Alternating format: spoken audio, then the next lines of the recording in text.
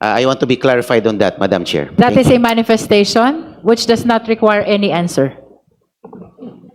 The Honorable Co is May I recognized. ask, ma'am, why does it not require an answer? Because you are not a member of the Justice Committee and It therefore, was paraphrased, ma'am, into a manifestation. and that is why answer is not required.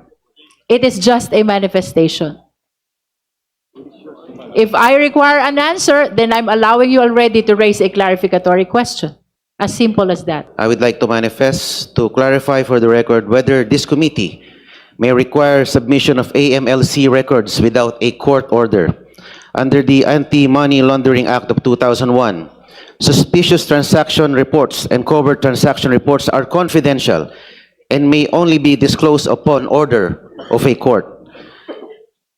Maliwanag po na wala pong clear statutory authority allowing disclosure of AMLC data to a congressional committee without judicial authorization, notwithstanding subpoena powers as guided by Sabio versus Gordon. For the record, I respectfully seek clarification of the committee regarding this matter. And if I may also cite, Madam Chair, the Anti-Money Laundering Act provides the state with a means to investigate suspicious financial transactions within a framework of judicial supervision. The Anti-Money Laundering Council is authorized to inquire into bank deposits even without the prohibition within the bank secrecy law, provided that the court order is issued by the courts. At may tanong din po ako.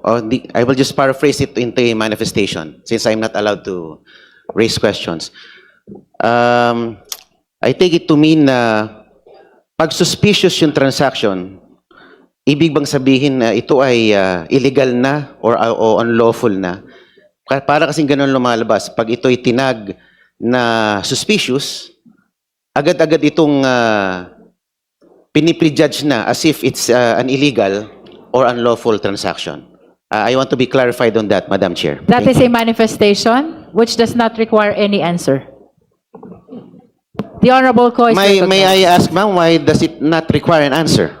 Because you are not a member of the Justice Committee and It therefore, was paraphrased, ma'am, into a manifestation. and that is why answer is not required. It is just a manifestation.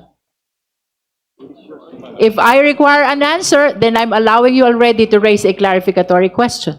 As simple as that. The Honorable Co is recognized. My point is, madam, it's pag sinabi bang suspicious account o suspicious transaction, ito ay nangangulugan na ito ay agad unlawful or illegal. That is your manifestation. We end there. Honorable Co is recognized. And the